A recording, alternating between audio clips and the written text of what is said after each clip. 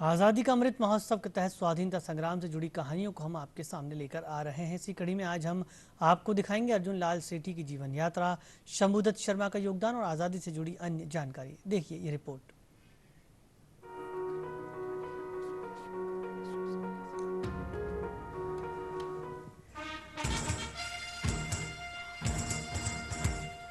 आज की कड़ी में हम बात करेंगे अर्जुन लाल सेठी की। उनका जन्म 9 सितंबर 1880 को जयपुर में हुआ था। वे क्रांतिकारी स्वाधीनता सेनानी और शिक्षक थे। सेठी ने कलेक्टर का पद भी ठुकरा दिया। उनका मानना था यदि उन्होंने ब्रिटिश प्रशासन के तहत काम किया तो राष्ट्र की आजादी के लिए काम कौन करेगा। रास बिहारी बोस ने उन्हें राजस्थान में सशस्त्र क्रांति की जिम्मेदारी सौंपी। इंदौर में कल्याणमल महाविद्यालय के प्रधान अध्यापक के रूप में काम करते समय सेठी को गिरफ्तार कर लिया गया और 6 साल यानी 1922 तक हिरासत में रखा गया। 1923 में सेठी के पुत्र प्रकाश को गंभीर बीमारी हो गई। सेठी को टेलीग्राम भेजकर शीघ्र जोधपुर आने का अनुरोध किया गया। उसके साथ ही सेठी को एक और टेलीग्राम मिला जिसमें गतिविधियों की बैठक के लिए बम्बई जाने को कहा गया था। बेटे का प्यार भी उन्हें कर्तव्य की राह से विचलित नहीं कर सका। अर्जुन लाल सेठी का जीवन आने वाली पीढ़ियों को सदैव प्रेरित करता रहेगा।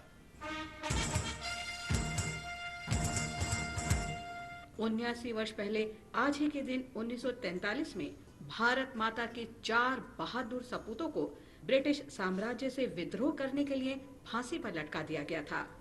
1942 में जापानी सेना ने दक्षिण पूर्व एशियाई क्षेत्र अंग्रेजों से छीन लिया था।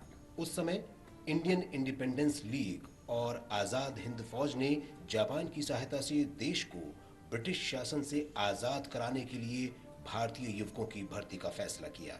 1942 के आखिर में लीग के 20 प्रशिक्षित युवक भारत में प्रवेश करने में सफल हो गए, लेकिन इसके तुरंत बाद उन सभी को गिरफ्तार कर लिया गया।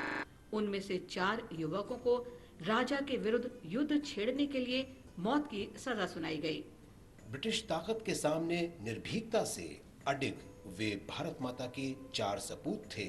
त्रावणकोर के अब्दुल कादिर वायखोम, त्रिपुरा के सत्येंद्र चंद्र वर्धन, केरल के आनंदन और पंजाब मेहसाणा के फौजा सिंह।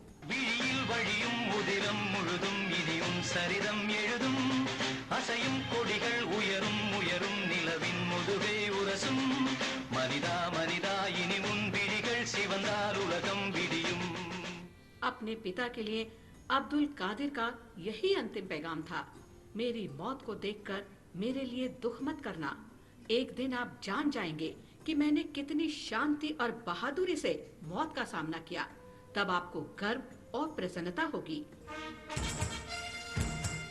1918 में आज ही के दिन पंजाब में गांधीवादी स्वाधीनता सेनानी शंभुदत्त शर्मा का जन्म हुआ था। 1942 में 24 वर्ष की उम्र में उन्होंने ब्रिटिश भारतीय सेना की नौकरी छोड़ी और महात्मा गांधी के भारत छोड़ो आंदोलन में शामिल हो गए। शंभुदत्त शर्मा को स्वाधीनता संग्राम के दौरान कई बार जेल हुई। 15 अप्रैल 2016 को 97 वर्ष की उम्र में उनका निधन हो गया।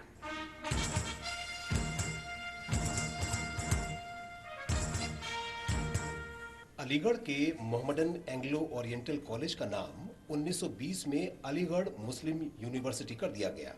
वर्ष 2021 का अलीगढ़ मुस्लिम यूनिवर्सिटी के इतिहास में विशेष महत्व है क्योंकि आज इसके 100 वर्ष पूरे हो रहे हैं।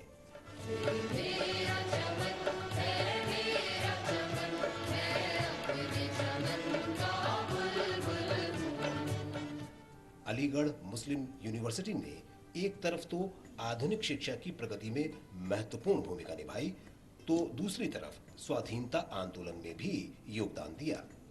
मोहम्मडन एंग्लो ओरिएंटल कॉलेज के संस्थापक सर सैयद अहमद खान ने असबाबे बगावत हिंद पुस्तक में ब्रिटिश शासकों की आलोचना की थी। अलीगढ़ मुस्लिम यूनिवर्सिटी से अनेक नेता निकले जिन्होंने राष्ट्रीय संघर्ष में महत्वपूर्ण भूमिका निभाई। उनमें मौलाना हजरत मोहानी, राजा महेंद्र प्रताप, अली बंधु, खान अब्दुल गफ्फार खान आदि शामिल हैं। राजा महेंद्र प्रताप सिंह ने मोहम्मडन एंग्लो ओरिएंटल कॉलेज से शिक्षा प्राप्त की थी। बाद में वे जर्मनी चले गए।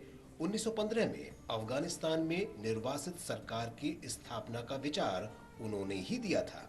ये पहली निर्वासित सरकार थी। ये क्रांतिकारी कदम था और स्वाधीनता संघर्ष के इतिहास में सदैव के लिए अमर हो गया।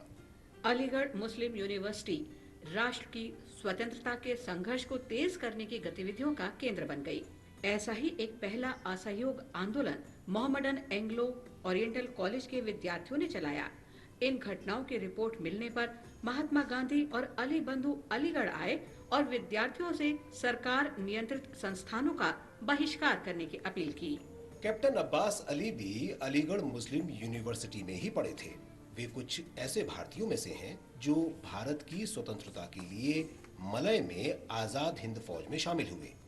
अलीगढ़ मुस्लिम यूनिवर्सिटी ने न सिर्फ संघर्ष को भारत की सीमाओं से बाहर फैलाने में प्रमुख भूमिका निभाई, बल्कि ये ब्रिटिश शासन के विरुद्ध बहुप्रतीक्षित बौद्धिक चेतना पैदा करने में भी सहायक बनी।